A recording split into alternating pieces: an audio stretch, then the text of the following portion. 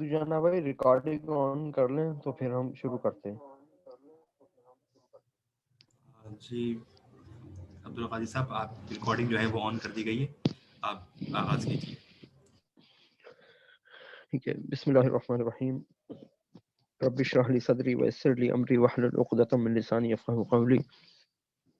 اللهم ارنا الحق حقا وارزقنا اتباعه وارنا الباطل باطلا وارزقنا اجتنابه. جیسا کہ ابو دجانہ بھائی نے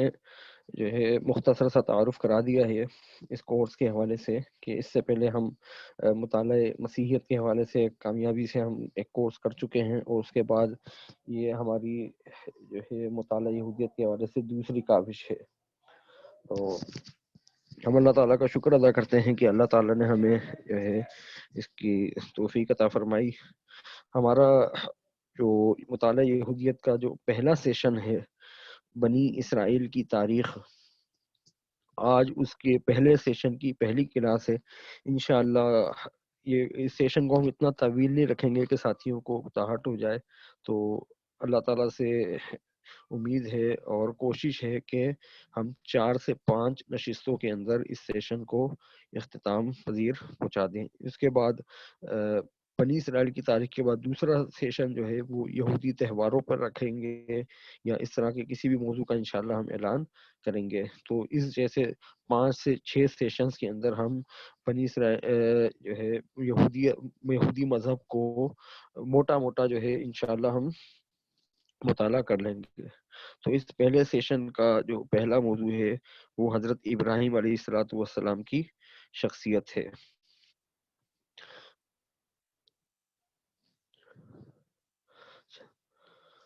حضرت ابراہیم علیہ السلام کا جو زمانہ ہے وہ 1900 قبل مسیح کا زمانہ ہے. حضرت ابراہیم علیہ السلام سامی مذاہب کے اندر یکساں محترم اور مکرم شخصیت ہیں، اور تینوں ابراہیمی مذاہب میں یعنی یہودیت، عیسائیت اور اسلام، ان تینوں مذاہب میں ان کو مساوی حیثیت حاصل ہے، اور جو ہے ان تینوں مذاہب کے پیروکار ان پہ ایمان رکھتے ہیں، اور ان پہ ایمان کو رکھنے کو جو ہے اپنے اعتقادات کا لازمی حصہ سمجھتے ہیں، اور ان کو ایک مسلمہ مذہبی حیثیت حاصل ہے. کیونکہ یہ تینوں مذاہب جو ہے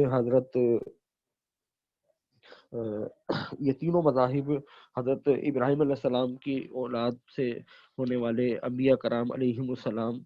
سے جو ہے یہ نکلے ہیں. یہودیت جو ہے حضرت موسیٰ علیہ السلام، اور مسیحیت حضرت عیسیٰ علیہ السلام اور نبی مکرم صلی اللہ علیہ وسلم جو ہے، کیونکہ وہ بھی حضرت ابراہیم علیہ السلام کی ہی اولاد میں سے تھے، تو لہٰذا اسلام جو ہے وہ بھی حضرت ابراہیم علیہ السلام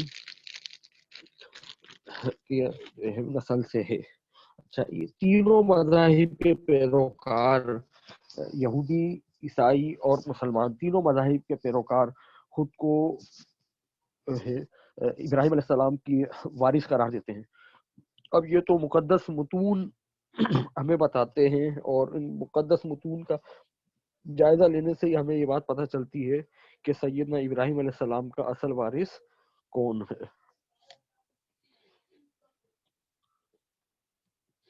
پہلے نمبر پہ ہم دیکھتے ہیں کہ قرآن کریم ہمیں یہودیوں کا ایک دعویٰ بتاتا ہے. یہودی کہتے ہیں کہ ہم ابراہیم علیہ السلام کی اولاد ہیں، اور ابراہیم علیہ السلام یہودی تھے. نبی مکرم صلی اللہ علیہ وسلم کے وقت کے جو یہودی تھے ان کا اس طرح کا دعویٰ تھا، جس کی اللہ تبارک و تعالیٰ نے قرآن کریم میں اس کی نقیض فرمائی اور فرمایا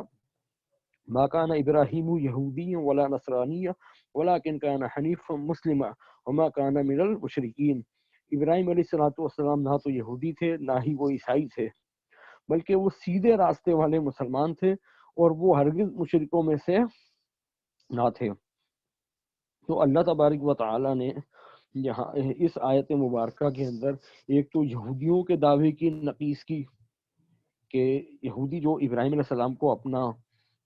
آبا و اجداد مانتے ہیں اور ابراہیم علیہ السلام کو یہودی قرار دیتے ہیں، تو اس سے انکار کر دیا کہ بھئی ابراہیم علیہ السلام یہودی نہیں تھے. ٹھیک ہے. اور اسی طریقے سے جو اہل مکہ تھے، جو مشرک تھے، وہ بھی ابراہیم علیہ السلام کو اپنا جو ہے جد امجد، وہ حقیقت ابراہیم علیہ السلام ان کے نسبی اعتبار سے تو جد امجد تھے، لیکن وہ کہتے تھے کہ ابراہیم علیہ السلام جو ہے ہمارے ہیں۔ تو اللہ تبارک و تعالیٰ نے یہاں پہ مشرکین مکہ کے دعوے کا بھی رد کر دیا کہ بھائی تم تو مشرک ہو، لیکن ابراہیم علیہ السلام مشرک نہیں تھے، وہ موحد تھے، تو تم اصل آل ابراہیم اس وقت بن سکتے ہو جب تم اہل ایمان میں سے ہو جاؤ، اور جب تم جو ہے اس بت پرستی کو چھوڑ دو۔ اچھا، یہودیوں کا یہ جو دعویٰ ہے اس کی تردید صرف قرآن کریم نے نہیں کی، بلکہ بائبل میں اور نیو ٹیسٹامنٹ، جس کو جو ہے انجیل بھی کہا جاتا ہے، نیو ٹیسٹامنٹ کے اندر بھی یہودیوں کے اس دعوے کی تردید کی گئی ہے۔ جیسا کہ ہم دیکھتے ہیں کہ عیسیٰ علیہ السلام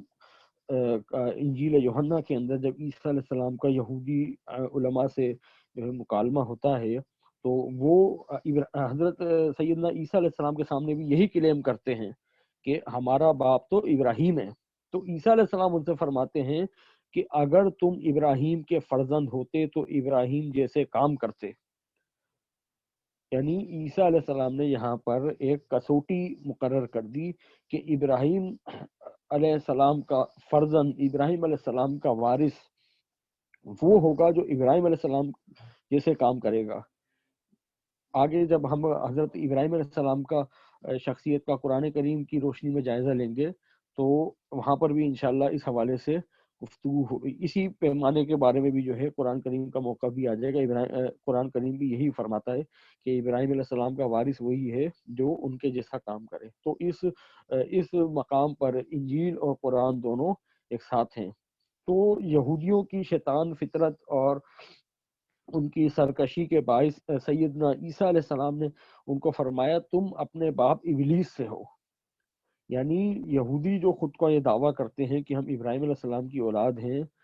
وہ ان کا دعویٰ بالکل غلط ہے، بلکہ وہ اپنی نفسانی خواہشات کی جو پیروکار ہیں، ابراہیم علیہ السلام کے پیروکار ہرگز نہیں ہیں، اور انہوں نے ابراہیم علیہ السلام کی تعلیمات کو چھوڑ کے ابلیس کی تعلیمات کو گلے سے لگا رکھا ہے۔ اسی طریقے سے انجیل کے اندر ہی ایک اور مقام پہ سیدنا عیسیٰ علیہ السلام یہودیوں کو تلقین کرتے ہیں کہ تم اپنے دلوں میں یہ خیال نہیں کرو کہ ابراہیم ہمارا باپ ہے تو ہم نجات پا جائیں گے یا ہم جو ہے سپیریئر ہیں، کیونکہ میں تم سے کہتا ہوں کہ خدا ان پتھروں سے ابراہیم علیہ السلام کے لیے اولاد پیدا کر سکتا ہے۔ یعنی کہ خدا کو جو ہے اس بات سے کوئی غرض نہیں ہے کہ اگر تم ختم ہو جاؤ گے تو ابراہیم علیہ السلام کا نام لینے والا کوئی نہیں ہوگا، لہٰذا تم اس پہ فخر کرتے ہو کہ ہم ابراہیم کی اولاد ہے۔ بلکہ خدا کو تو جو ہے تم سے ابراہیم علیہ السلام جیسا ایمان چاہیے، خدا کو تم سے جو ہے ابراہیم علیہ السلام جیسے اعمال چاہیے، لیکن تم ایسا نہیں کرتے تو خدا کو تمہاری کوئی ضرورت نہیں ہے۔ اب ہم یہ دیکھتے ہیں کہ جو نیو ٹیسٹامنٹ ہے، عہد نامہ جدید، اس میں یہودیوں کو ان کی بدعمالی، ان کی سرکشی اور شریر فطرت کے باعث جو ہے شیطان کی اولاد کہا گیا ہے۔ ہم مکاشفہ کی کتاب دیکھتے ہیں، یہاں پہ لکھا ہے جو اپنے آپ کو یہودی کہتے ہیں اور ہیں نہیں بلکہ شیطان کی اولاد ہیں۔ مکاشفہ کی کتاب باب نمبر 2 اور ورس نمبر 3۔ دیکھ میں، اور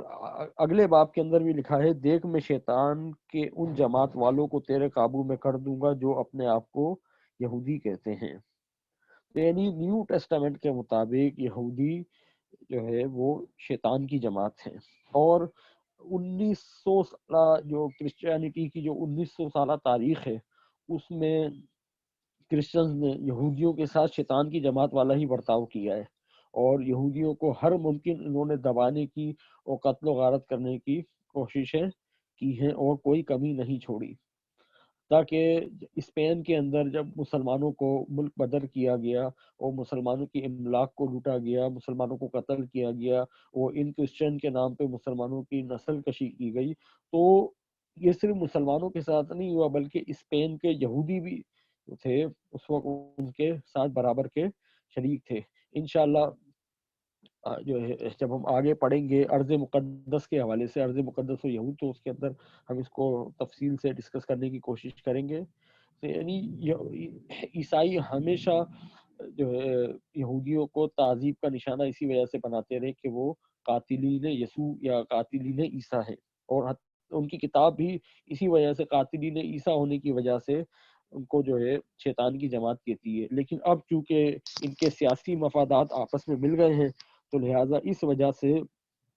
جو ہے آج کے جو عیسائی ہیں ان کے دلوں میں جو ہے یہودی محبت کا سمندر جو ہے ٹھاٹے مار رہا ہوتا ہے. تو اس وجہ سے انہوں نے یہودیوں کو اپنا بھائی بنا لیا ہے. وگرنہ حقیقت تو یہ ہے کہ یہودیوں کا جو ہے جو بائبل ہے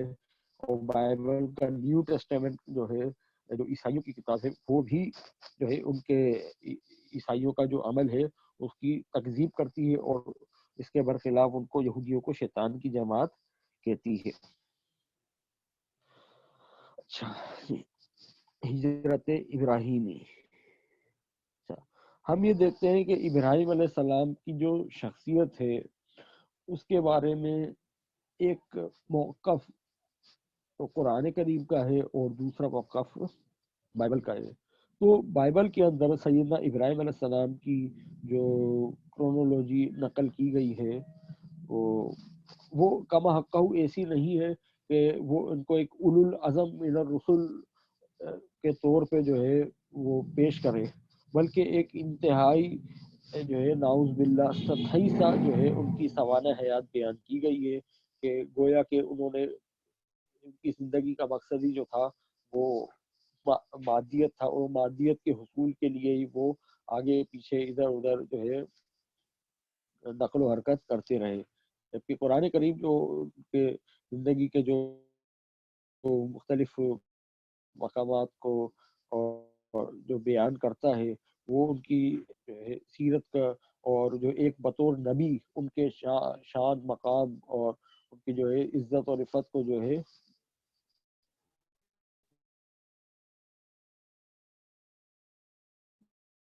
کما حقہ بیان کرتا ہے. وہ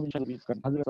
جو ہے عراق کے شہر ار کے اندر پیدا ہوئے اور وہاں سے اللہ تعالیٰ نے ان کو ہجرت کرنے کا حکم دیا. اگرچہ بائبل کے اندر ان کو جو ہے وہ انہوں نے جو ہجرت کی تھی وہ اللہ کے حکم پر اور دین کو پھیلانے کے لیے کی تھی، لیکن بائبل پہ ان کی تبلیغی مساعی کا کوئی ذکر ہمیں نہیں ملتا.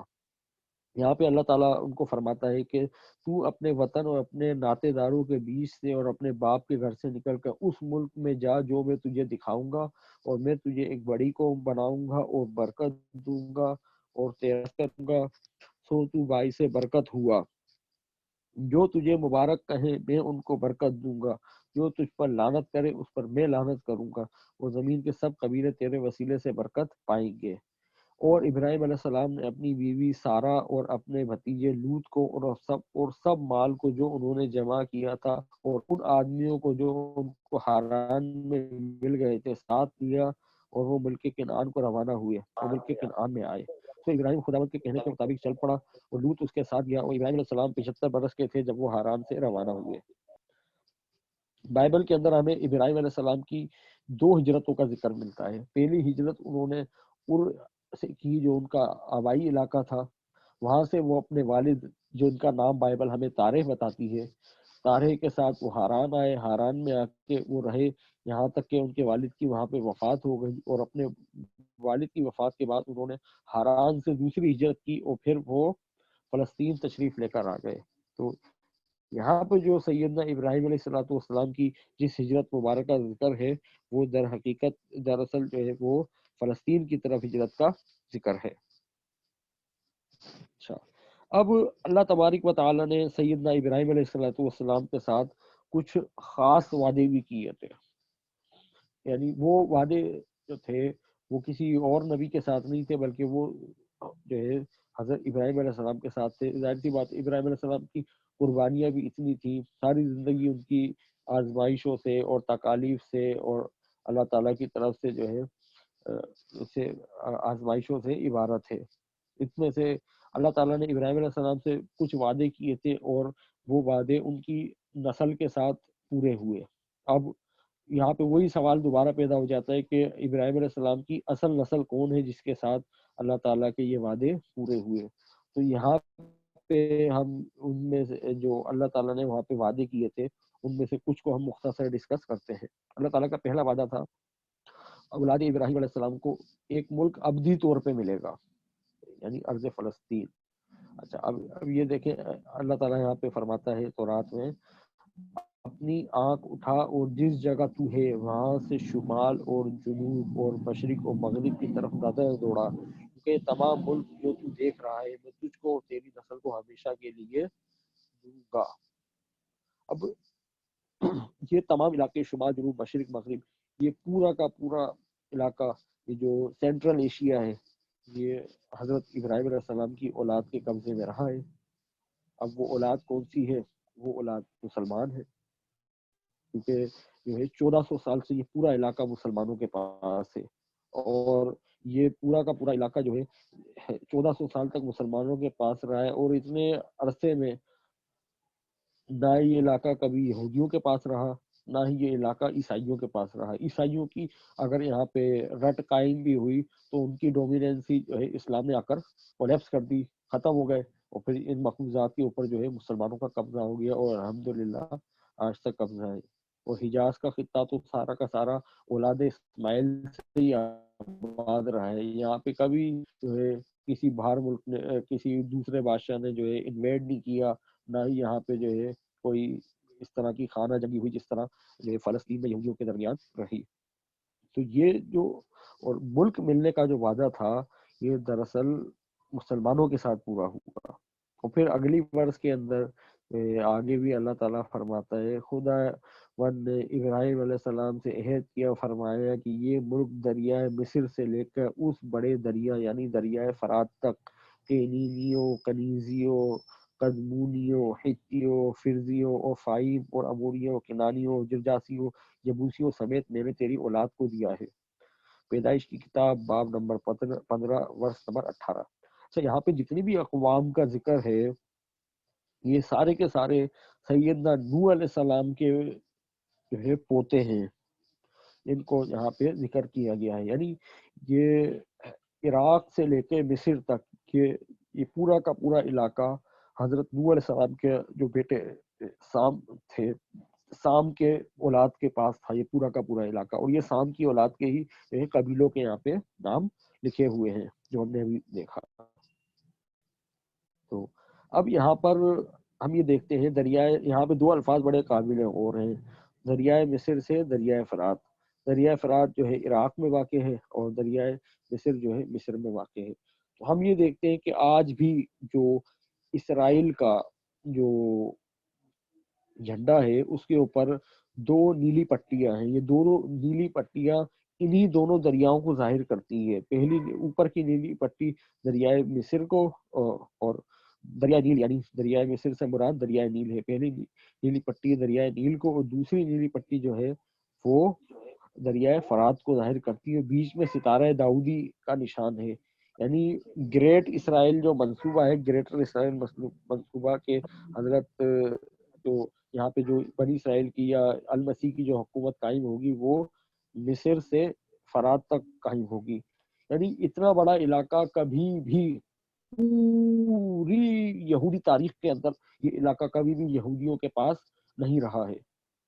کبھی بھی وہ اس علاقے کے اندر جو ہے ان کی حکومت قائم نہیں ہوئی۔ سیدنا داؤد علیہ السلام اور سلیمان علیہ السلام کی حکومتیں اگرچہ بڑی عالیشان حکومتیں تھیں، لیکن ان کی حکومت بھی جو ہے اس قدر پھیلی ہوئی نہیں تھی کہ وہ دریائے نیل سے لے کے دریائے فرات تک قائم ہو جائے۔ تو ہم اس سے یہ پتہ چلتا ہے کہ جو یہودیوں کے توسیع پسندانہ عزائم ہیں وہ انہوں نے علن اعلان اپنے جھنڈے سے جو ہے وہ ظاہر کر رکھے ہیں دنیا کے اوپر کہ بھائی ہمارا جو گریٹر اسرائیل کا منصوبہ ہے، جو داؤد علیہ السلام کی نسل سے آنے والا مسیح جو گریٹر اسرائیل قائم کرے گا، جس کو ہم دجال کہتے ہیں، وہ گریٹر اسرائیل مصر سے لے کر عراق تک پھیلا ہوا ہوگا۔ اور یہ بات جو ہے سب کو پتہ ہے کہ سارے کے سارے جو مصر سے عراق تک کا جتنا بھی علاقہ ہے یہ 1400 سال سے مسلمانوں کے پاس ہے، اور یہودیوں کے پاس یہ علاقہ کبھی بھی جو ہے اتنے سالوں تک نہیں رہا۔ جب انشاءاللہ ہم ہسٹری جو ہے اسرائیل کی ہسٹری کے اوپر آئیں گے تو انشاءاللہ ہم جو ہے اس کو ڈیٹیل سے جو ہے پڑھیں گے کہ یہ علاقہ کب تک جو ہے ان کے پاس رہا اور کتنے مدت تک رہا۔ وہ فلیگ دکھائیں بھائی، فلیگ آپ جو ہے گوگل سے سرچ کر سکتے ہیں، اسرائیل کا جھنڈا۔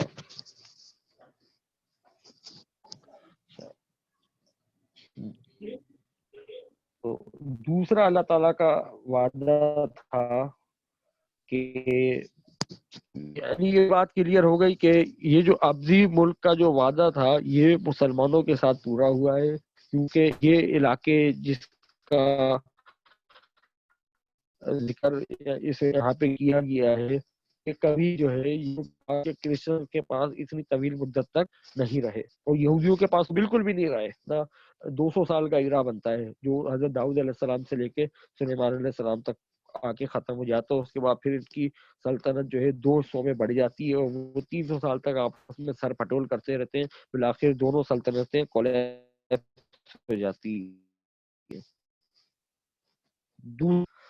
میں تجھے بڑی قوم بناؤں گا اور برکت دوں گا اور تیرا نام سرفراز کروں گا. اچھا، اب بڑی قوم سے مراد کیا ہے یہاں پر؟ میں تجھے ایک بڑی قوم بناؤں گا. بڑی قوم سے مراد یہ کہ آگے بھی اللہ تعالیٰ نے جو ہے وہ جو ہے اب تیسرے وعدے کو بھی ہم دیکھ لیتے ہیں، دونوں وعدے ایک ساتھ کلیئر ہو جائیں گے کہ میں تیری نسل کو خاک کے ذروں کی مانند بناؤں گا، ایسا کہ اگر کوئی شخص خاک کے ذروں کو گن سکے تو تیری نسل بھی گن لی جائے گی. پیدائش کی کتاب 13واں باب 16ویں ورس. آسمان کی طرف. اچھا، 2 ابواب کے بعد اللہ تعالیٰ نے دوبارہ حضرت ابراہیم علیہ السلام سے یہی وعدہ کیا کہ اگر تو ستاروں کو گن سکتا ہے تو گن، تیری اولاد بھی ستاروں کی مانند ہوگی. اب ہم یہ دیکھتے ہیں کہ جو یہودیوں کا یہ دعویٰ ہے کہ ہم اولاد ابراہیمی ہیں، تو اولاد ابراہیمی کو تورات کے مطابق خاک کے ذروں کے برابر ہونا چاہیے اور آسمان کے ستاروں کے برابر ہونا چاہیے. لیکن ہم یہ دیکھتے ہیں کہ پوری یہودی تاریخ کے اندر یہودیوں کی جو تعداد ہے وہ گنتیوں کے اندر رہی ہے. یعنی آج بھی دنیا کے اندر جو یہودی ہے زیادہ سے زیادہ 1 کروڑ یا 1.5 کروڑ ہے، جبکہ اس کی نسبت جو مسلمانوں کی تعداد ہے، مسلمانوں کی تعداد جو ہے ہر زمانے میں اربوں میں رہی ہے، اربوں میں، کروڑوں میں. تو ستاروں کے برابر تو جو ہے وہ. اچھا، عیسائیوں کا تو اس کے اندر کوئی عمل دخل ہے ہی نہیں، یہ بیچارے نہ 3 کے اندر نہ 13 میں. وہ اس وجہ سے کہ اللہ تعالیٰ نے حضرت ابراہیم علیہ السلام سے جو وعدے کیے تھے وہ مشروط تھے، وہ آگے انشاءاللہ آ رہا ہے. لیکن میں ابھی آپ کو یہاں پہ مختصر بتا دوں عیسائی ان وعدوں کے اندر کیوں شامل نہیں ہے. جیسے کہ حضرت سیدنا ابراہیم علیہ السلام نے فرمایا تھا، جیسا کہ سیدنا عیسیٰ علیہ السلام نے فرمایا تھا کہ اگر تم ابراہیم کے فرزند ہوتے تو ابراہیم جیسے کام کرتے. لیکن کوئی بھی عیسائی جو ہے ابراہیم علیہ السلام جیسا کام نہیں کرتا. ابراہیم علیہ السلام نے قربانی کی، عیسائی جو ہے قربانی کے شدید منکر ہیں، اور مسلمانوں کی قربانی کو جو ہے مشرکوں کی قربانی کہتے ہیں. یعنی مسلمان جو اولاد جو ہے وہ حضرت ابراہیم علیہ السلام کی یاد میں جو قربانی مناتے ہیں وہ بھی ان کو مشرکوں کی قربانی نظر آتی ہے.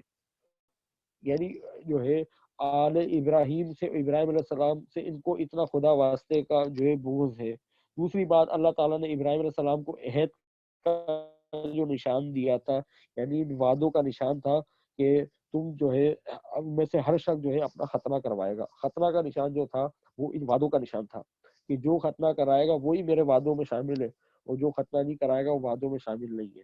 تو عیسائیت کے اندر جو سینٹ پال ہے، سینٹ پال اپنے خط کے اندر لکھتا ہے کہ اگر تم ختنہ کراؤ گے تو عیسیٰ علیہ السلام سے تم کو کوئی فائدہ نہیں ہوگا. تو سینٹ پال کی تعلیمات پہ عمل کرتے ہوئے کرسچن نے جو ہے ختنہ کو چھوڑ دیا. تو جیسے ہی انہوں نے ختنہ کو چھوڑا تو جو ہے یہ ابراہیم علیہ السلام کے ساتھ جو وعدہ تھا میثاق ابراہیمی سے خارج ہو گئے. تو لہٰذا اگر یہ جو ہے میجارٹی میں ہے بھی تو بھی ان کا ابراہیم علیہ السلام سے کوئی تعلق نہیں ہے. اور آج کے دور میں عیسائی یہ دھوکہ دیتے ہیں مسلمانوں کہ مسلمان جو ہے کرسچن کنٹری جو ہے وہ تو وہاں پہ جو کرسچن آباد ہے وہ مسلمانوں کی نسبت تو میجارٹی کے اندر ہے. تو مسئلہ یہاں پہ یہ ہے کہ جو پورا کا پورا مغرب ہے یا جن مغربی ممالک کا نام لے کے جو ہے پاکستان کے دیسی عیسائی یہاں پہ دھوکہ دینے کی کوشش کرتے ہیں، تو وہ پورا کا پورا مغرب اور پورا کا پورا امریکہ ہے وہ تو سارا کا سارا ایک ملحد اور خدا بیزار تہذیب ہے. وہاں کے جو کرسچن ہیں وہ صرف نام کے کرسچن ہیں، باقی پوری کی پوری ان کی جو تہذیب، تمدن اور ان کا طرز حیات ہے وہ خدا کے انکار کے اوپر کھڑا ہوا ہے. اور پھر وہ کنٹریز جو ہے وہ خود کو کرسچن کنٹریز کہتے بھی نہیں ہے، وہ خود کو سیکولر اور لبرل کنٹری کہتے ہیں. تو لہٰذا آج کے دور کے اندر جو کثرت اولاد کا جو اللہ تعالیٰ نے سیدنا ابراہیم علیہ السلام کے ساتھ جو وعدہ کیا تھا وہ وعدہ مسلمانوں کے ساتھ پورا ہوا ہے. اور جو ہے مسلمان ہی ہیں جن کی ہر زمانے کے اندر جو ہے یہ یہودیوں کی نسبت جو تعداد ہے وہ خاک کے ذروں کے برابر اور ستاروں کی تعداد کے برابر رہی ہے۔ اچھا، چوتھا وعدہ، سیدنا ابراہیم علیہ السلام کے پیروکاروں کو اللہ تعالیٰ کی طرف سے برکت ملنا۔ پیدائش کی کتاب میں لکھا ہے، جو تجھے مبارک کہیں گے میں ان کو برکت دوں گا، جو تجھ پر لعنت کرے گا میں اس پر لعنت کروں گا۔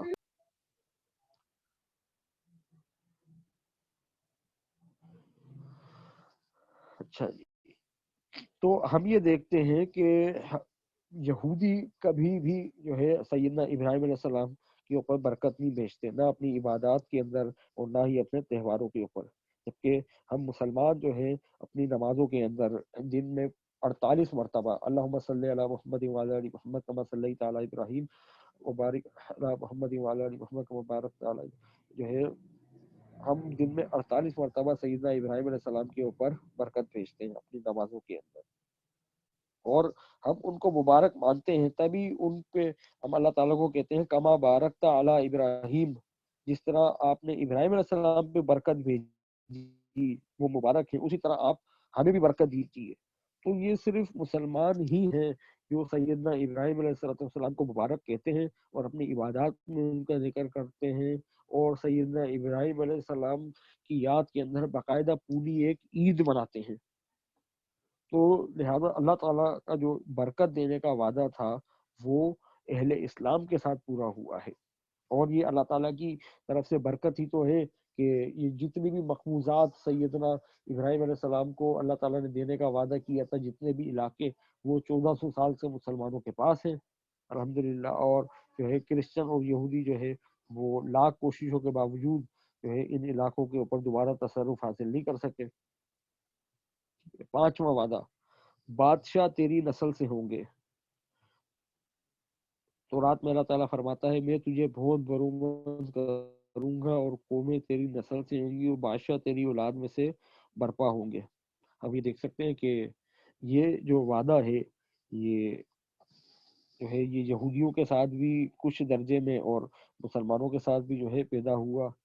پورا ہوا ہے۔ دیکھیں اسرائیل کی سلطنت قائم ہوئی، سیدنا داؤد علیہ السلام نے جو حکومت قائم کی تھی، وہ اس کے بعد سیدنا سلیمان علیہ السلام بادشاہ بنے، داؤد علیہ السلام پہلے بادشاہ، اس کے بعد پھر ان کی نسل میں جو ہے کچھ عرصے تک بادشاہت چلتی رہی۔ اس بادشاہت کا جو ہے قرآن کریم بھی ذکر کرتا ہے کہ ہم نے بنی اسرائیل کو زمین میں جو ہے وہ بادشاہی عطا کی تھی، لیکن جب ان کی بدعمالیاں ہوئی تو اللہ تعالیٰ نے جو ہے ان سے وہ نعمت عظمیٰ چھین لی، جیسا کہ حضرت عیسیٰ علیہ السلام نے بھی انجیل کے اندر فرمایا ہے کہ خدا کی بادشاہت تم سے لے لی جائے گی اور اس قوم کو دے دی جائے گی جو اس کے موافق پھل لے کر آئے، غالباً متی کی انجیل میں لکھا ہے یہ۔ اچھا، تو ہم یہ دیکھتے ہیں کہ جو ہے بنی اسرائیل کے اندر اگرچہ کچھ وقت تک بادشاہت رہی لیکن ختم ہو گئی، اس کے بعد پھر یہ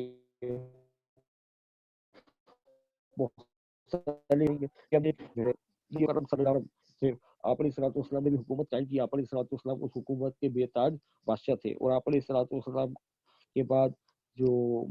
مسلمانوں کا بادشاہ تھا وہ خلیفہ کہلاتا تھا، بڑے بڑا جو ہے وہ مسلمانوں کی آدھی دنیا پہ جو ہے ایک طویل وقت تک جو ہے حکومت قائم رہی، اور مختلف قوموں نے جو ہے مسلمانوں میں سے جو ہے وہ حضرت ابراہیم علیہ السلام کو قبول کیا۔ تو لہٰذا اللہ تعالیٰ کا جو وعدہ تھا کہ بادشاہ تیری اولاد میں سے برپا ہوں گے، یہ کسی حد تک جو ہے یہودیوں کے ساتھ اور یہودیوں کے بعد یہ صرف مسلمانوں کے ساتھ ہی جو ہے پورا ہوا ہے، کرسچنوں کے ساتھ لیکن آپ کے سامنے ایک بات ڈسکس کی کہ کرسچن جو ہے وہ میثاق ابراہیمی کے اندر کیوں شامل نہیں ہے، تو لہٰذا جو ہے کرسچنوں کو اس وعدے کا حقدار نہیں کہا جا سکتا۔ یہ تمام عہد ان دو شرطوں کے ساتھ مشروط تھے کہ تو میرے اوپر کامل ہو، یعنی کامل ہونے سے مراد یہ کہ بھائی شریعت جو قرآن کے مطابق جو جو ہے خدا کے حضور چلے گا، خود کے حکموں کو پورا کے اندر داخل ہے۔ اب یہودی جو ہے وہ انہوں نے خدا کا عہد کو جو ہے وہ مصر سے نکلتے ہی فراموش کر دیا کہ تو بت پرستی مت کرنا، اور انہوں نے جو ہے وہ بت پرستی کرنا شروع کر دی۔ موسیٰ علیہ السلام کی موجودگی میں انہوں نے جو ہے بچڑا بنا کے پوجنا شروع کر دیا۔ تو لہٰذا یہودیوں کے اندر تو ایک کاملیت نہیں پائی جاتی اپنی سرکش طبیعت کی وجہ سے، ٹھیک ہے۔ اور اسی یہی جو جو تورات کا جو موقف ہے ابراہیم علیہ السلام کے عہد کے ساتھ جو شرط لگائی گئی آیا ہے، جیسا کہ ربی انہن اضللن کثیرا من الناس فمن تبعنی فانہ منی ومن عصانی فانک غفور رحیم، کہ جو میری اتباع کرے گا وہ مجھ سے ہوگا۔ اور ابراہیم علیہ السلام کی اتباع جو تھی وہ خالص توحید تھی، وہ اللہ کے بندے تھے، اللہ کو ایک ماننے والے تھے، اللہ کی عبادت کرنے والے تھے، اللہ کے حضور قربانی کرنے والے تھے، اور جو ہے ختنہ کرنے والے تھے۔ ختنہ جو ہے وہ سنت ابراہیم ہی ہے۔ تو کرسچنس کو تو اگر تو اس میں سے جو ہے کوئی تعلق ہی ختم ہو جاتا ہے ان کا نا، کیونکہ جو ہے وہ ابراہیم علیہ السلام کی اتباع نہیں کرتے۔ ابراہیم علیہ السلام کو جو ہے نہ وہ مبارک کہتے ہیں اپنی دعاؤں کے اندر، نہ ہی وہ ابراہیم علیہ السلام کی طرح قربانی کرتے ہیں، اور نہ ہی جو ہے وہ ابراہیم علیہ السلام کی طرح جو ہے وہ ختنہ کراتے ہیں۔ تو لہٰذا وہ تو اس عہد سے نکل گئے۔ اچھا، دوسری شرط میں سے ہر فرزند نرینہ کا ختنہ کیا جائے گا، تو چونکہ انہوں نے ختنے کو چھوڑ دیا تو لہٰذا جو ہے وہ کرسچن جو ہے وہ عہد سے نکل گئے۔ اب یہودی اگرچہ ختنہ کراتے ہیں لیکن وہ جو ہے وہ ابراہیم علیہ السلام کی دیگر باتوں کو نہیں مانتے، تو جب وہ ابراہیم علیہ السلام کی دیگر باتوں کو نہیں مانتے جو ہے وہ پھر نکل گئے اس میں سے، عہد میں سے۔ اچھا، اب بائبل کے اندر جو ہے وہ سیدنا ابراہیم علیہ السلام کی وفات کا بھی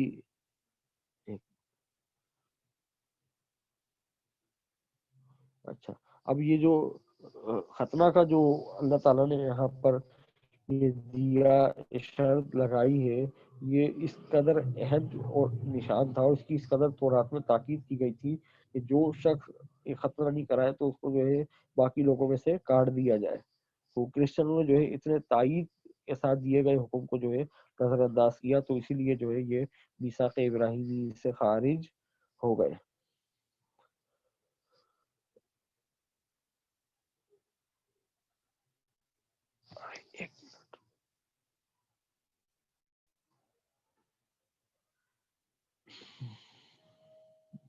اچھا، سیدنا ابراہیم علیہ السلام کی وفات، اب ان عہدوں کے بعد جو ہے وہ حضرت ابراہیم علیہ السلام کی اولاد کے وقائع نگاری ہے پیدائش کی کتاب کے اندر کہ سیدنا اسماعیل علیہ السلام کا اور سیدنا اسحاق علیہ السلام کی ولادت اور جو ہے ذبح کا قصہ موجود ہے۔ اس کے لیے انشاءاللہ ہم باقاعدہ سے پورا کا پورا سیشن کریں گے، تو وہ انشاءاللہ کل ہوگا، تو اس کے اندر ہم اس کو ڈسکس کریں گے، تو اسی لیے ہم نے اس کو فی الحال اسکپ کر دیا۔ تو یہاں پہ سیدنا ابراہیم علیہ السلام کی وفات کا تذکرہ ہے تورات میں، ہبرون کے اندر، یہ علاقہ آج کے جو ہے فلسطین میں واقع ہے، اس کو آج کل الخلیل کہا جاتا ہے۔ وہاں پہ سیدنا ابراہیم علیہ السلام کی ہی خریدی ہوئی جگہ پہ ان کا مبارک مزار موجود ہے، جو یہودیوں اور عیسائیوں اور مسلمانوں تینوں کے لیے جو ہے باعث تکریم جگہ ہے۔ آج کل اس جگہ پہ جو ہے مسجد بنی ہوئی ہے، تو وہاں پر حضرت ابراہیم علیہ السلام کو جو ہے دفن کر دیا گیا۔ تو تورات کے اندر لکھا ہے کہ سیدنا ابراہیم علیہ السلام کی وفات تک ان کے پاس یہاں پہ کوئی جگہ موجود نہیں تھی، اور اپنی بیوی کو، بی بی سارہ کا جب انتقال ہو گیا تو بی بی سارہ نے کو تدفین کے لیے سیدنا ابراہیم علیہ السلام نے ہتی قوم سے، ہتی قوم جو نوح علیہ السلام کے پوتے تھے، ان سے جو ہے جگہ خریدی، جگہ خرید کے پھر انہوں نے اپنی اہلیہ کو وہاں پہ جو ہے تدفین فرمائی، اور اپنی اہلیہ کی تدفین کے بعد جب سیدنا ابراہیم علیہ السلام کا انتقال ہوا تو سیدنا اسماعیل علیہ السلام اور سیدنا اسحاق علیہ السلام دونوں نے اسی جگہ پہ جو ہبرون کے اندر سیدنا ابراہیم علیہ السلام کو سپرد خاک کر دیا۔ تو لہٰذا اللہ تعالیٰ نے جو فرمایا تھا کہ پورا کا پورا ملک میں تجھے اور تیری اولاد کو دوں گا، تو اگر یہ یہودیوں کے ساتھ ہوتا، یہ وعدہ یہودیوں کے ساتھ خاص ہوتا، تو سیدنا ابراہیم علیہ السلام کے پاس یہ پورا علاقہ اپنی وفات تک ان کے کنٹرول میں آ جاتا، لیکن ان کے پاس یہ علاقہ سید ابراہیم علیہ السلام کے پاس جو اپنے انتقال کے وقت صرف ایک چھوٹے سے قبرستان کے برابر ان کے پاس جگہ تھی، وہ بھی انہوں نے باقاعدہ خریدی تھی، خدا کی طرف سے وہ جگہ ان کو نہیں ملی، لہٰذا ان کے ساتھ جو وہ اللہ تعالیٰ نے وعدہ کیا تھا وہ وعدہ ان لوگوں کے ساتھ پورا ہوا جنہوں نے سیدنا ابراہیم علیہ السلام کی کامل اتباع کی، کامل پیروی کی، اور ان کے کے ساتھ جو اللہ تعالیٰ نے جو کچھ ان کو احکامات دیے تھے ان کے اوپر عمل کرتے رہے۔ اچھا، حضرت ابراہیم علیہ السلام کی ذات اقدس قرآن کی روشنی میں ہم دیکھتے ہیں کہ حضرت ابراہیم علیہ السلام کی جتنے بھی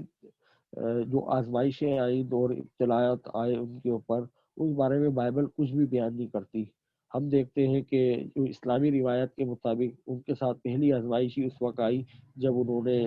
جو ہے اپنے عراق کا شہر ار جہاں پہ وہ رہتے تھے وہاں پہ لوگوں کو بت پرستی سے روکا، اور پھر انہوں نے جو بت خانے کو توڑ دیا تو لوگوں نے اٹھا کے ان کو آگ میں پھینک دیا،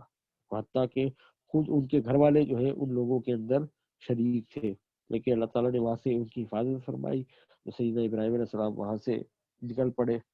تو پہلی آزمائش یہ کہ گھر والوں نے جو ہے گھر والے بھی دشمن ہو گئے، آگ میں پھینک دیا،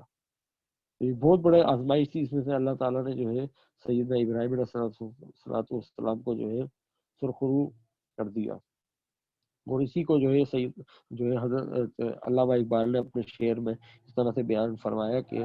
آج بھی ہو جو براہیم کا ایمان پیدا، آگ کر سکتی ہے انداز گلستہ پیدا، یعنی ایمان ابراہیم کو انہوں نے جو ہے مسلمان کے لیے ماڈل قرار دے دیا۔ بہرحال پہلی آزمائش یہ تھی، دوسری آزمائش ان کی اپنا علاقہ چھوڑ کے، گھر بار، دوست احباب، رشتے دار سب کو چھوڑ کے اللہ کے لیے جو ہے نکل کھڑے ہوئے، اور جو ہے پھر آگے گئے، تو پھر اللہ تعالیٰ نے جو ہے ان کے ساتھ اور بھی بہت سارے وعدے کیے، اس کے بعد جو ہے پھر اللہ تعالیٰ نے اولاد بھی دی، تو اولاد کا نہ ہونا بھی جو ہے ایک بہت بڑی آزمائش تھی۔ پھر 86 سال کی عمر میں، روایات کے مطابق 86 سال کی عمر میں سیدنا ابراہیم علیہ السلام کے پہلے اولاد ہوئی سیدنا اسماعیل علیہ السلام، تو اولاد نہ ہونا بھی بہت بڑی آزمائش ہے۔ تو دوسری آزمائش پھر جب اللہ تعالیٰ نے اولاد دی، تو اولاد دینے کے بعد اللہ تعالیٰ نے حکم دیا کہ ان کو جو ہے بے آب و گیا وادی کے اندر چھوڑ کر آ جاؤ۔ بائبل اس بارے میں ایک الگ نقشہ کھینچتی ہے۔ بائبل کے مطابق بی بی سارہ نے جو ہے اپنی سوتن جو بی بی ہاجرہ تھی ان سے جل کے یہ کہا کہ بھائی ان کو جو ہے چھوڑ کر آ جاؤ، یہ میرے گھر میں نہیں رہیں گی، تو ابراہیم علیہ السلام بیوی کے حکم پہ چھوڑ کر آئے۔ قرآن مجید فرماتا ہے کہ جو ہے اسلامی روایت کے مطابق سیدنا ابراہیم علیہ السلام اللہ کے حکم پہ اپنی بیوی بچے کو وہاں پر چھوڑ کر آ گئے، یہ دوسری بڑی آزمائش تھی۔ پھر واپس آ گئے، واپس آنے کے بعد پھر تیسری بڑی آزمائش جو تھی وہ یہ تھی کہ اپنے بیٹے کو اپنے ہاتھ سے ذبح کرو، تو وہ بیٹا جو بڑی منت و مرادوں کے بعد ہوا ہو، اس کے بعد جو ہے لیکن اللہ کا حکم تھا، تو اللہ کے حکم پہ جو ہے انہوں نے لبیک کہا اور اپنے بیٹے کو لٹا دیا، چھری پھیر دی، لیکن اللہ تعالیٰ کو تو امتحان مقصود تھا، بیٹے کی قربانی تو مقصود تھی نہیں، تو اللہ تعالیٰ نے سیدنا اسماعیل علیہ السلام کو بچا لیا اور ان کی جگہ بیٹا ذبح ہو گیا۔ پھر اس کے بعد اللہ تعالیٰ نے جب اتنی بڑی آزمائش سے جو ہے کامیاب ہوئے، تو پھر اللہ تعالیٰ نے ان کو اسحاق علیہ السلام کی بشارت دی کہ اب تمہارے ایک اور بیٹا ہوگا، تو اسحاق علیہ السلام جو ہے بائبل کے مطابق 99 سال کی عمر میں حضرت ابراہیم علیہ السلام کے پیدا ہوئے، یعنی اسحاق علیہ السلام کی پیدائش بھی در حقیقت ایک بہت بڑا اللہ تعالیٰ کا معجزہ ہے۔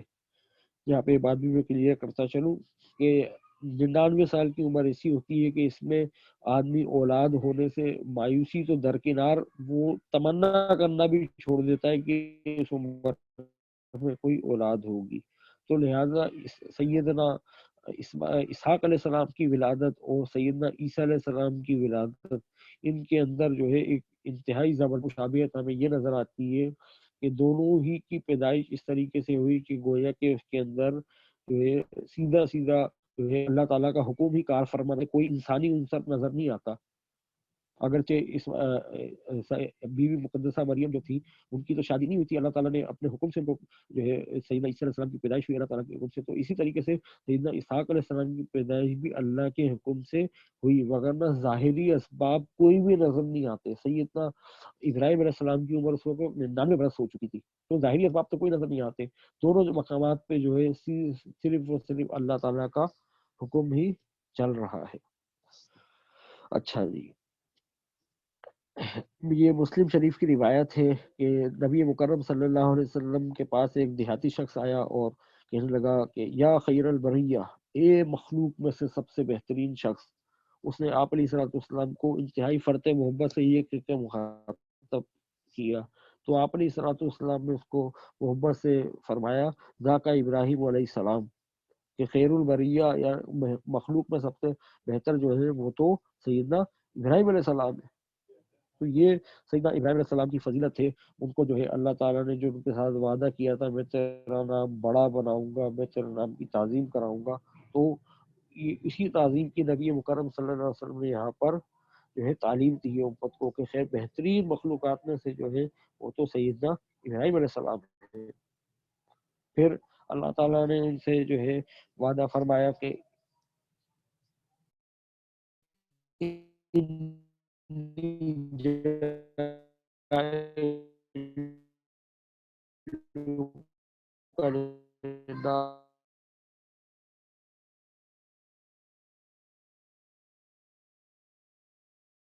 امام، ارے جو پہلا حج جو ہوا تھا وہ سیدنا ابراہیم علیہ السلام نے کیا تھا، تو وہ اس حج کے اندر جو ہے وہ مختلف قوموں کے گروہ در گروہ لوگوں کے جو ہے وہ امام بنے۔ پھر حج کے بعد جو ہے وہ دوبارہ فلسطین تشریف لے گئے اور پھر انہوں نے اپنی نیابت جو ہے سیدنا اسماعیل علیہ السلام کو دی تھی، تو اللہ تعالیٰ نے ان کو لوگوں کا امام بنایا، اور جو ہے مسلمان ان کے بارے میں جو ہے امام الناس ہونے کا عقیدہ رکھتے ہیں، تو یہ بھی ان کے لیے شرف اور تعظیم کی بات ہے۔ پھر اللہ تعالیٰ نے ان کو خلیل اللہ بنا دیا، واتخذ اللہ ابراہیم خلیلہ، اور اللہ نے ابراہیم علیہ السلام کو جو ہے اپنا دوست بنا لیا۔ تو خلیل اللہ ہونا، اللہ کا دوست ہونا ایک بہت بڑا اعزاز ہے اور اللہ تعالیٰ کی طرف سے ایک بہت بڑا لقب ہے، اسی کو جو ہے اللہ تعالیٰ نے قرآن کے اندر بھی جو ہے بیان کیا ہے، اس شخص سے بہتر کس کا طریقہ زندگی ہو سکتا ہے جس نے اللہ کے آگے سر تسلیم خم کر دیا اور اپنا رویہ نیک رکھا اور یکسو ہو کر ابراہیم علیہ السلام کے طریقے کی پیروی کی۔ تو دیکھیں ابراہیم علیہ السلام کے طریقے کو اللہ تبارک و تعالی نے تمام مومنین کے لیے جو ہے ایک ماڈل بنا کے پیش کیا۔ آگے اس حوالے سے آ رہا ہے کہ اللہ تعالیٰ نے جو اسوہ حسنہ قرار دیا ہے وہ ایک آپ علیہ السلام کے طریقے کو، اور دوسرا نبی مکرم صلی اللہ علیہ وسلم کے طریقے کو، اور آپ علیہ السلام نے خود فرمایا کہ میں اپنے باپ ابراہیم کی دعا ہوں، اور جو ہے تو جب سیدہ نبی مکرم صلی اللہ علیہ وسلم نے خود کو جو ہے سیدنا ابراہیم علیہ السلام کی جو ہے وہ اولاد قرار دیا، ان کو اپنے آپ کو سیدنا ابراہیم علیہ السلام کا پیروکار قرار دیا کہ ملت ابراہیمی کہ میں بھی متبع ہوں، تو ملت ابراہیم، ملت محمدیہ ملت ابراہیم کے ساتھ جو ملت ابراہیمی بگاڑ پیدا ہو گیا تھا، اللہ رسول کو بھیج کے خالص دین حنیف جو تھا، تو مخصوص تھے اللہ کے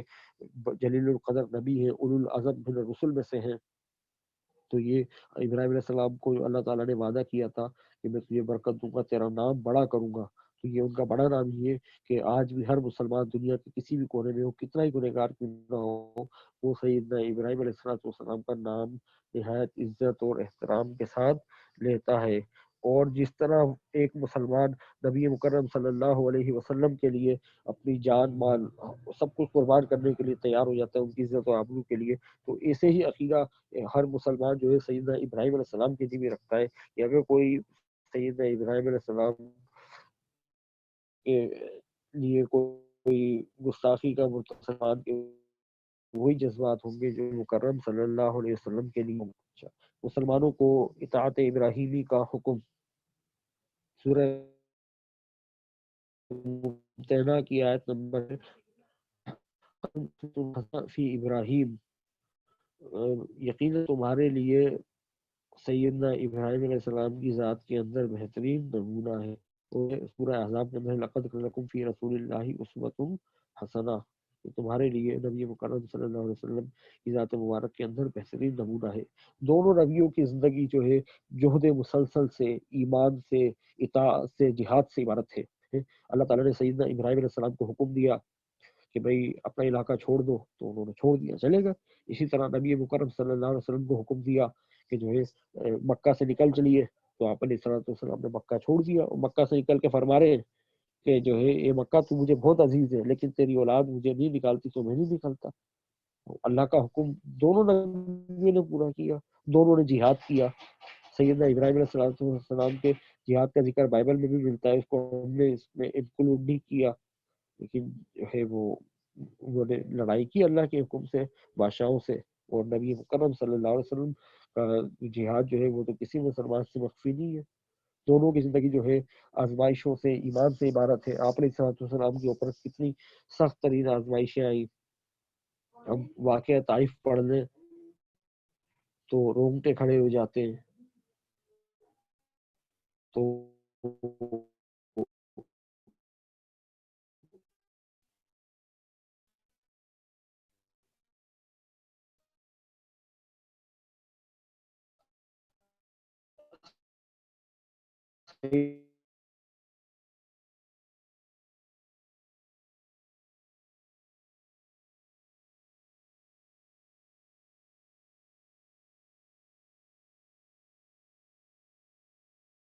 کہا کہ بھائی آگ میں پھینک دو، تو وہ بھاگے نہیں، وہ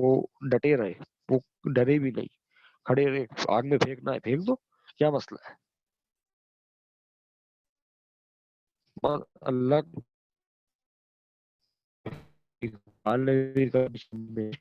عقل ہے محو تماشائے لب بام ابھی، سیدنا ابراہیم علیہ السلام ڈٹے رہے، بس اللہ کا حکم ہے، ہمیں تو اللہ کی بات کرنی ہے بس۔ اللہ بادشاہی ہے تو اللہ کی ہے، حاکمیت ہے تو اللہ کی ہے، کوئی نبی کی حاکمیت نہیں ہے۔ تو نمرود یہ بات کیسے برداشت کر سکتا تھا کہ اس کے جو ہے حکم کو کوئی چیلنج کرے، تو آگ میں پھینکا تو پھینک دیا، بس وہ کھڑے ہوئے۔ تو اسی کو جو ہے حسنہ، سیدنا ابراہیم علیہ السلام کی ذات کو جو اسوہ حسنہ قرار دیا ہے، اس سے مسلمانوں کو بھی یہی سبق ملتا ہے کہ وہ بھی اسوہ ابراہیمی کی طرح جب حق بات کہہ دیں تو اس کے اوپر ڈٹ جائیں۔ اچھا، یہاں پہ ایک قومک فی ضلال مبین سورہ انعام کی آیت ہے، اور وہ وقت بھی یاد کرنے کے قابل ہے کہ جب ابراہیم علیہ السلام نے اپنے باپ آزر سے فرمایا کہ کیا تو بتوں کو معبود قرار دیتا ہے، بے شک میں تجھ کو تیری ساری قوم کو واضح گمراہی میں دیکھتا ہوں۔ اب یہ ایک ملتہی پیدا ہوتا ہے کہ علیہ السلام کے ہے، اور قرآن تھا سیدنا ابراہیم علیہ السلام کے چچا کا نام تھا، تو ان کی پرورش جو ہے ان کے چچا نے کی تھی۔ تالمودی روایت بھی جو ہے صحیح بیان کرتی ہیں۔ تو اس وجہ سے ان کے عربی محاورے کے اندر چچا کو باپ کہا جاتا ہے، تو اسی مناسبت سے قرآن کریم میں جو ہے آزر کے لیے جو باپ کا لفظ استعمال، لہٰذا کوئی قرآن مجید کی رانگ اسٹیٹمنٹ نہیں، جیسا کہ عیسائی اور انٹرنیشنل کرانے کی کوشش کرتے ہیں۔ اب مجید بیان فرماتا ہے کہ بے شک میں تجھ کو تیری ساری قوم کو سلیم کتاب ہے، جو کہتے ہیں کرتے تھے۔ تو لہذا قرآن اور بائبل دونوں اس مقام پہ متفق ہیں کہ حضرت ابراہیم علیہ السلام کی جو قوم تھی وہ بت پرستی میں مبتلا تھی، اور ان بت پرستوں کے درمیان جب سیدنا ابراہیم علیہ السلام نے اعلاء کلمت الحق کیا تو وہ سارے ان کے جو ہے پیچھے پڑ گئے اور ان کو آگ میں ڈال دیا، لیکن اللہ نے ان کو وہاں سے بحفاظت نکال دیا۔ اچھا، اب قرآن کریم ان کو سیدنا ابراہیم علیہ السلام کو جو ہے مہاجر اول بھی قرار دیتا ہے۔ وقال انی ذاہب الی ربی سیہدین، کہ ابراہیم علیہ السلام نے فرمایا، سورہ صافات کی آیت نمبر 99 ہے کہ بے شک انہوں نے فرمایا کہ بے شک میں اپنے رب کی طرف جانے والا ہوں اور عنقریب وہ مجھے سیدھا راستہ دکھائے گا۔ ٹھیک ہے، اس اور پھر ایک اور سورہ عنکبوت کی آیت ہے فآمن لہ لوط، تو صرف لوط علیہ السلام نے ان کی تصدیق فرمائی۔ یہاں پہ ایک مغالطہ یہ پیدا ہوتا ہے آمنہ کے لفظ سے کہ لوط علیہ السلام ان کے اوپر ایمان لے کر آ گئے، تو ایسی بات نہیں ہے کہ لوط علیہ السلام پہلے جو ہے ان پہ ایمان نہیں لاتے تھے، بلکہ یہاں پہ آمنہ کے معنی جو ہیں وہ تصدیق کے ہیں، کیونکہ اس کے ساتھ جو ہے لہو کا صلہ آ رہا ہے، اسلام کا صلہ آ رہا ہے۔ تو یہ عربی قواعد خیر، تو لوط علیہ السلام نے سیدنا ابراہیم کی تصدیق علیہ السلام تھی، وہ حضرت ابراہیم علیہ السلام بھتیجے تھے، تو لہٰذا ابراہیم علیہ السلام نے لوط علیہ السلام کو اور اپنی اہلیہ بی بی سارہ کو جو ان کی چچا زاد بہن تھی ان کو ساتھ لیا، اور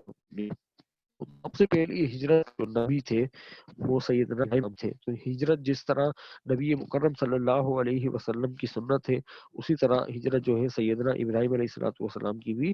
سنت ہے۔ اور پھر ہجرت کے نتیجے میں ہی اللہ تعالی نے جو ہجرت کی آزمائش سیدنا اسحاق سیدنا یعقوب ان کی اولاد کے گھروں میں سے اور اللہ کے جو ہے مقربین میں سے بنا دیا۔ ابھی اس نقشے کے اندر ہم دیکھ سکتے ہیں کہ آپ کو 3 جو ہے ریڈ سرکل نظر آ رہے ہوں گے۔ تو اس میں سے پہلا جو ریڈ سرکل ہے جو سیدھے ہاتھ کی طرف ہے، اس کے اندر یہ وہ مقام ہے، مقام عرج، جہاں سے سیدنا ابراہیم علیہ السلام نے جو ہے پہلی ہجرت فرمائی، اور یہ ان کا جو ہے آبائی علاقہ تھا۔ یہاں سے سیدنا ابراہیم علیہ السلام چلے اور ہاران آئے، ہاران جو کہ ان کے ہاران جو کہ جہاں پہ انہوں نے پہلی ہجرت فرمائی اپنے والد صاحب کے ساتھ، اور یہیں پہ ان کے والد صاحب کا انتقال ہوا، اور وہاں سے پھر جو ہے وہ آگے بیل کی طرف انہوں نے ہجرت کی، جو کہ فلسطین کے اندر واقع ہے، جس کو کنعان کا ملک بھی کہا جاتا ہے۔ تو یہ حضرت ابراہیم علیہ السلام کی جو ہجرت ہے، یہ ہجرت کا پورا یہاں پہ نقشہ آپ دیکھ سکتے ہیں کہ ار سے کنعان کو جو پہنچے تھے وہ کس طریقے سے پہنچے۔ اچھا، ابراہیم علیہ السلام اور لوط علیہ السلام۔ اب لوط علیہ السلام جو تھے وہ بھی ابراہیم علیہ السلام کے ساتھ ساتھ ہی تھے، لیکن بائبل ان کو جو ہے انتہائی غلط طرح سے جو ہے پریزنٹ کرتی ہے۔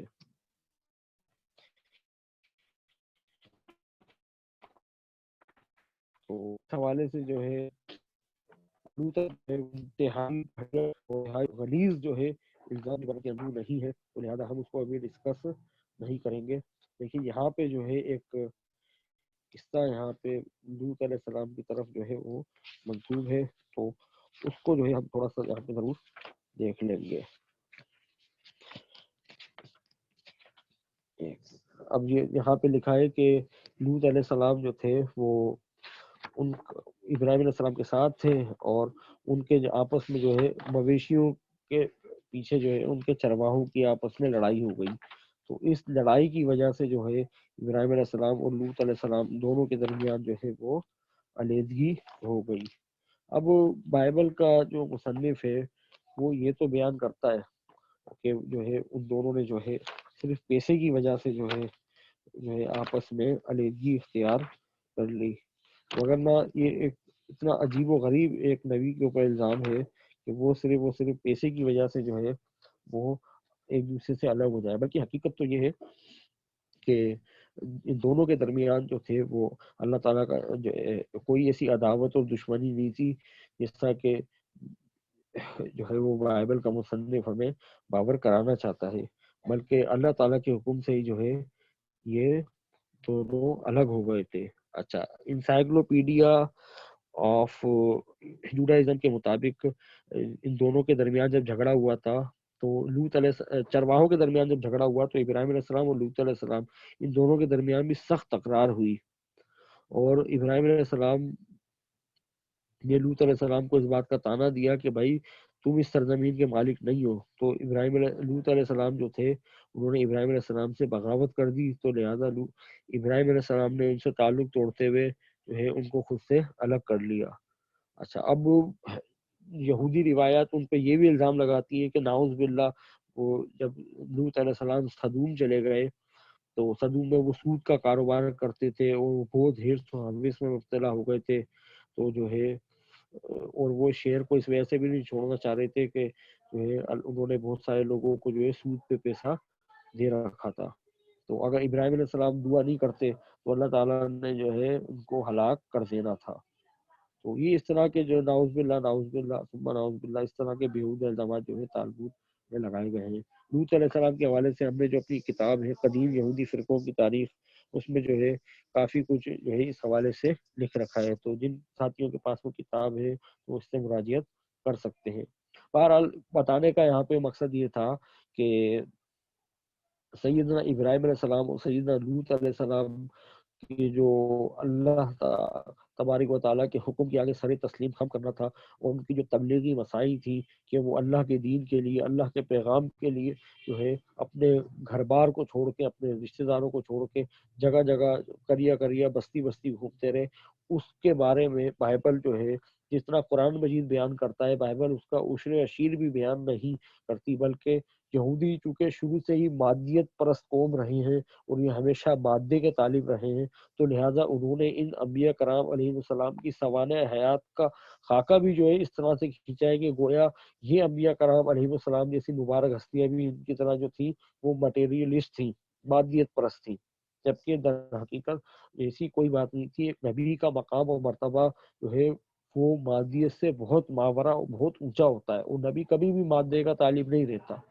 تو بائبل میں اور قرآن میں یہ بہت بڑا فرق ہے کہ قرآن کریم جو ہے عصمت انبیاء کا، مقام انبیاء کا، رفعت انبیاء کا، شان انبیاء کا محافظ ہے، اور قرآن کریم کا ایک ایک لفظ جو انبیاء کرام کا مدح کرنے والا ہے، ایک ایک لفظ جو ہے انبیاء کرام کی ذات اقدس کے اوپر جو بائبل میں اور یہودیوں نے جو گھٹیا ترین الزامات لگائے ہیں ان کی نقیض، ان کی تردید کرنے والا ہے، جبکہ بائبل کا متن جو ہے وہ ایسا نہیں ہے. اب ہم یہ دیکھتے ہیں کہ سیدنا ابراہیم علیہ السلام جب مختلف جگہوں پہ گئے تو انہوں نے وہاں پہ جو ہے مختلف جگہوں پہ مساجد قائم کی. تو مسجد تعمیر کرنا یہ بھی جو ہے سنت ابراہیمی میں سے ہے. ہم دیکھتے ہیں کہ بائبل کے اندر جو ہے مختلف مقامات پہ ہمیں ذکر ملتا ہے کہ انہوں نے اللہ تعالیٰ کی عبادت گاہیں قائم کی، اور ان عبادت صرف ایسا ہی نہیں کیا انہوں نے کہ جو ہے انہوں نے عبادت گاہ قائم کر کے چھوڑ دیا، بلکہ انہوں نے وہاں پہ اپنے نائبوں کو بھی جو ہے مقرر کیا. اب ابراہیم علیہ السلام کی جو حکمت عملی تھی وہ انہوں نے جو تجارتی روٹ سے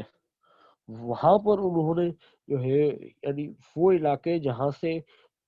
مختلف قوموں کا گزر ہوتا تھا ان مقامات کو انہوں نے اپنی تبلیغی مساعی کا مرکز بنایا، جیسے مکہ تھا.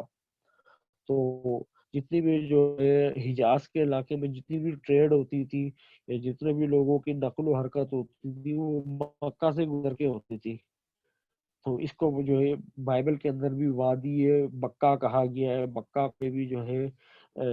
مکہ کے لیے لفظ استعمال ہوا ہے، بائبل کے اندر اس کا ترجمہ چینج کر کے وادی کا کر دیا گیا ہے. تو وادی مکہ جو تھی یہ بہت جو ہے پرانے وقتوں کی جو ہے تجارتی گزرگاہ تھی. تو سیدنا ابراہیم علیہ السلام نے جو اپنی آل اولاد کو یہاں پہ چھوڑا تھا اسی وجہ سے چھوڑا تھا، یہاں پہ رہ کے جب اللہ کا گھر بنے گا تو چونکہ یہ لوگوں کے جو ہے گزرنے کا مرکز ہے تو یہاں سے ہدایت کی کرنے نکل کے مختلف علاقوں میں پھیلے گی. اسی طرح فلسطین کا علاقہ جو ہے یہ بھی جغرافیائی اعتبار سے جو ہے بہت زبردست جو ہے اہمیت کا حامل ہے. بائبل مقدس کے جغرافیہ کے اوپر ہم نے جو 6 دن کا جو سیشن کیا تھا مطالعہ مسیحیت کے اندر، اس میں ہم فلسطین کے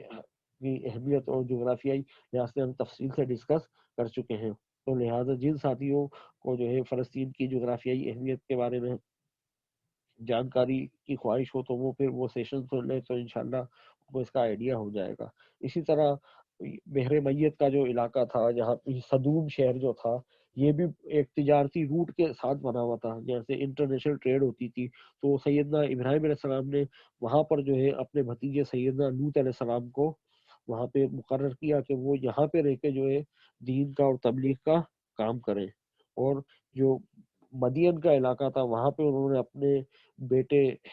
جو ان کی تیسری بیوی قطورہ سے پیدا ہوئے تھے مدیان کو انہوں نے مدین کے علاقے میں وہاں پر ان کی تشکیل فرمائی کہ تم یہاں پہ رہ کے جو ہے اللہ کے دین کا کام کرو. اور وہ خود جو ہے وہ ہبرون کے اندر اور بیت ایل کے اندر رہے, اور روایت سے پتہ چلتا ہے کہ جو ہے وہ مصر بھی وہاں پہ تشریف لے گئے. انشاءاللہ ہماری کوشش ہے کہ ہم سیدنا ابراہیم علیہ السلام پہ جو ہے باقاعدہ الگ سے پورا کا پورا ایک سیشن کریں, پوری ان کی سوانح حیات کو, ان کی تاریخ کو جو ہے ڈسکس کریں قدم بقدم. انشاءاللہ زندگی نے موقع دیا تو کبھی ہم انشاءاللہ ایسا ضرور کریں گے. اچھا, سیدنا ابراہیم علیہ السلام کی تعمیر کردہ مساجد. اب یہاں پہ دیکھتے ہیں کہ ہم کم از کم 3 مسجدوں کا ذکر ملتا ہے. اچھا, ابراہیم اس ملک میں سے گزرتا ہوا مقام سکم میں مورا کے بلوط تک پہنچا. اس ملک سے مراد ملک فلسطین ہے. مقام سکم جو ہے وہ علاقہ ہے جو بنی اسرائیل میں جو ہے وہ سامریہ کے لوگوں کے پاس تھا. اچھا, اس وقت ملک میں کنانی رہتے تھے. اچھا, یہ جو جملہ ہے اس وقت ملک میں کنانی رہتے تھے, یہ بائبل کا الحاقی جملہ ہے. اسی وجہ سے دیکھیں ہم نے اس کو یہاں پہ انڈر لائن کر رکھا ہے. یعنی جب ہم بائبل کا ٹیکسٹ کی جو ہے کنٹینیوٹی چیک کرتے ہیں, اس کا جب تسلسل دیکھتے ہیں تو یہ جملہ بیچ کے اندر جملہ معترضہ کے طور پہ ہمیں محسوس ہو جاتا ہے کہ مورا کے بلوط تک پہنچا تب خداوند نے ابراہیم کو دکھائی دے کر کہا. اگر اس جملے کو حذف کر دیں تو بھی متن کا جو تسلسل ہے وہ بالکل برقرار رہتا ہے, اور اس جملے کو اگر ہم شامل کر دیں تو کلام کا ربط ختم ہو جاتا ہے. تو لہذا جو ہے یہودیوں نے یہاں پہ فلسطین پہ اپنا حق جتانے کے لیے یہاں پہ تحریف کر دی کہ اس وقت ملک کے اندر کنانی رہتے تھے. کنان کا ملک تو تھا ہی جو ہے وہ نوح علیہ السلام کے پوتے کنان کی اولاد کے پاس. تو لہٰذا یہ لکھنے کی اور بتانے کی اور قاری کو جتلانے کی ضرورت ہی نہیں تھی. لیکن چونکہ یہودیوں کے نزدیک جو ہے پس پردہ مقاصد تھے, ان کے گھناؤنے اور شرمناک کاموں کے اندر جو ہے کتاب اللہ کے اندر تحریف کرنا جیسا جرم بھی شامل ہے, تو لہٰذا انہوں نے اس مقام پہ تحریف کرتے ہوئے اس بات کا اضافہ کر دیا. ٹھیک ہے, تو بہرحال یہاں پہ آگے لکھا ہے کہ تب خداوند نے ابراہیم کو دکھائی دے کر کہا کہ میں یہ ملک تیری نسل کو دوں گا. اور ابراہیم علیہ السلام نے وہاں پر ایک قربان گاہ بنائی. اس قربان گاہ کے جو آثار ہیں وہ آج بھی جو ہے اس کے خطرات جو ہے وہ سکم کے علاقے کے اندر موجود ہے. سکم کا علاقہ وہ علاقہ تھا, یہ کوہ گرزیم اور کوہ ایبال کے درمیان جو ہے یہ علاقہ واقع تھا. یہ دونوں پہاڑ تھے, ان میں سے کوہ گرزیم کو جو ہے تورات میں برکت والا پہاڑ کہا گیا ہے, کوہ ایبال کو لعنت والا پہاڑ کہا گیا ہے. تو یہاں پہ جو ہے سیدنا ابراہیم علیہ السلام نے قربان گاہ بنائی تھی. اچھا, جو سامری یہودی ہیں, سامری یہودیوں نے کوہ ایبال کے کوہ گرزیم کے اوپر جو برکت والا پہاڑ جس کو تورات میں کہا گیا ہے وہاں پر اپنا ہیکل بنا رکھا تھا. یعنی ہیکل سے مراد وہاں پہ انہوں نے اپنی عام فہم میں مسجد بنائی ہوئی تھی یا عبادت گاہ قائم کر رکھی تھی. اور جو دوسری جو مسجد تھی, جیسے یہاں پہ لکھا ہے بیت ایل اور ای کے درمیان, وہاں پہ جو ہے ابراہیم علیہ السلام نے جو ہے ایک قربان گاہ بنائی یعنی عبادت گاہ بنائی. تو یہ جو علاقہ یہاں پہ جو ہے مسجد اقصیٰ ابراہیم علیہ السلام نے تعمیر کی, جس کو بعد میں جو یہودی جس کو ہیکل سلیمانی کہتے ہیں, مسلمان اس کو جو ہے مسجد اقصیٰ کہتے ہیں. تو مسجد اقصیٰ کی بنیاد رکھنے والے اور مسجد حرام ان دونوں کی بنیاد رکھنے والی جو شخصیت ہے وہ سیدنا ابراہیم علیہ السلام ہے. تو جس طرح تو فلسطین کی جو مسجد اقصیٰ ہے اس کی بنیاد حضرت ابراہیم علیہ السلام, اس بات امکان موجود ہے کہ جو سامریہ کے علاقے کے اندر یا کوہ گرزیم کے اوپر جو سامریہ موجود تھا روایات کے مطابق, اور آج کے کھنڈرات اور باقیات پائی جاتی ہیں جو ہے وہ حضرت ابراہیم علیہ السلام نے رکھی ہو. اچھا ہر 1 گھنٹے سے ٹائم کافی ہو گیا تو ہم اس کو وائنڈ اپ کرتے ہیں. اچھا ورثۂ ابراہیمی ما کانا ابراہیم یہودی ولا نصرانی. ابراہیم علیہ السلام جو تھے وہ یہودی نہیں تھے اور نہ ہی وہ عیسائی تھے، بلکہ وہ اللہ کا حکم ماننے والے تھے، مشرک نہیں تھے. اور ابراہیم علیہ السلام کے قریب ترین وہ لوگ ہیں جو اس نبی پہ یعنی جو ابراہیم علیہ السلام کو مانتے ہیں اور اس نبی کو یعنی نبی مکرم صلی اللہ علیہ وسلم کو مانتے ہیں. وہ ابراہیم علیہ السلام کے جو ہے سب سے قریبی ہیں. اچھا اب ملت ابراہیمی کیا ہے؟ توحید، رسالت، آخرت، نماز، قربانی، حج، ختنہ. تو یہ تمام کے تمام جو افعال ہیں یہ سارے کے سارے جو ہے اعمال مسلمان اس کے اوپر جو ہے پوری طرح کاربند ہے. ٹھیک ہے، مسلمان جو ہے وہ رسالت کو مانتے ہیں، جبکہ یہودی جو ہے وہ رسالت کو نہیں مانتے، سیدنا عیسیٰ علیہ السلام کا اور نبی مکرم صلی اللہ علیہ وسلم کا انکار کرتے ہیں. تو ایک نبی کا بھی انکار کرنا رسالت کا انکار کرنا ہو گیا. تو لہذا یہودی رسالت کا انکار کر کے ملت ابراہیمی سے خارج ہو گئے. آخرت، جو آخرت کا پورا عقیدہ جو ہے تورات میں ملتا ہی نہیں ہے. تورات کی ایک ورس سے بھی جو ہے نا یہودی عقیدہ آخرت ثابت نہیں کر سکتے. تو ان کو مادیت میں اس قدر غرق ہو گئے تھے کہ انہوں نے جو ہے نبی کی کتاب تورات سے جو ہے آخرت کا تصور ہی مٹا دیا. اس طرح نماز، قربانی ہو گئی. عیسائی جو ہے قربانی کو نہیں مانتے، یہودی جو ہے وہ قربانی کو تو مانتے ہیں لیکن وہ کہتے ہیں کہ قربانی جب ہیکل بنے گا تب ہوگی، ہیکل کے بغیر قربانی نہیں ہوتی. تو لہذا پریکٹیکلی وہ قربانی کا انکار کرتے ہیں، وربلی قربانی کو مانتے ہیں. حج جو ہے وہ یہودی حج کو بھی نہیں مانتے. ختنہ کے بارے میں ہم گفتگو کر چکے ہیں. اچھا یہ حضرت ابراہیم علیہ السلام کی مختصر سی سوانح حیات ہے. اس کو یہ جو ریفرنسز لگے ہوئے سارے کے سارے پیدائش کی کتاب کے ہیں. اس کے اندر وہ کب پیدا ہوئے، ان کی پیدائش کا جو بائبل میں کہاں ذکر ملتا ہے، پھر وہ ہاران سے کب روانہ ہوئے، پھر وہ قحط کی وجہ سے تو قحط کے دوران جو ہے وہ ایجپٹ کے اندر کب گئے، اور پھر جو ہے وہ ان کے جہاد کا ذکر ہے. Rescue of Lot from Mesopotamian kings, Lot علیہ السلام کو جو ہے میسوپوٹامیہ کے بادشاہوں سے بچانا. پھر بی بی ہاجرہ سے جو ہے 85 برس کی عمر میں ان کا جو ہے وہ نکاح کا جو ہے ذکر ملتا ہے. پھر سیدنا اسماعیل علیہ السلام کی جو پیدائش ہوتی ہے وہ 86 برس کی عمر میں ہوتی ہے، اس کا ریفرنس بھی آگے موجود ہے. ٹھیک ہے، پھر اللہ تعالیٰ ان سے جو ہے دوبارہ جو ہے وہ عہد کرتا ہے، عہد کا اعادہ کرتا ہے. پھر صدوق اور گمورہ کی تباہی جب ہوتی ہے وہ بھی 99 برس کی عمر میں ہوتی ہے. پھر حضرت سیدنا اسحاق علیہ السلام کی جو پیدائش ہوتی ہے وہ 100 یا 99 برس کی عمر میں ہوتی ہے. پھر جو ہے وہ اسماعیل علیہ السلام کی اسحاق علیہ السلام کی قربانی کا ذکر ہے. اب یہ ایک اختلافی مسئلہ ہے اسلام کے اندر اور یہودیت کے اندر کہ قربانی کون سے بیٹے کی ہوئی تھی، اسماعیل علیہ السلام کی ہوئی تھی یا اسحاق علیہ السلام کی ہوئی تھی. تو اس کے اوپر انشاءاللہ ہم کل گفتگو کریں گے. تو پھر حضرت بی بی سارہ جو ایسے 137 سال جب حضرت ابراہیم علیہ السلام کی عمر ہوئی تو ان کی اہلیہ محترمہ کا انتقال ہو گیا. پھر جو ہے وہ انہوں نے اپنے بیٹے سیدنا اسحاق کی شادی جو ہے بی بی ربقہ سے کرائی. تو اس وقت حضرت ابراہیم علیہ السلام کی عمر 140 تھی. پھر حضرت اسحاق علیہ السلام جو سیدنا ابراہیم علیہ السلام حضرت اسحاق علیہ السلام کے یہاں پہ سیدنا یعقوب علیہ السلام اور ان کے بھائی عیسو کی پیدائش ہوئی، کیونکہ قرآن کریم کے مطابق حضرت ابراہیم علیہ السلام کو اولاد ہی نہیں بلکہ اولاد کی بھی پیدائش کی بشارت دے دی گئی تھی. تو لہذا انہوں نے اپنے جو ہے وہ پوتے کو اپنی گود میں کھلایا. اور اس کے بعد جو ہے جب حضرت یعقوب علیہ السلام کے بعد جو ہے پھر 175 برس کی عمر میں سیدنا ابراہیم علیہ السلام کا انتقال ہو گیا. سلامتی ہو ان پر اور ان کی آل پر. وما علینا الا البلاغ.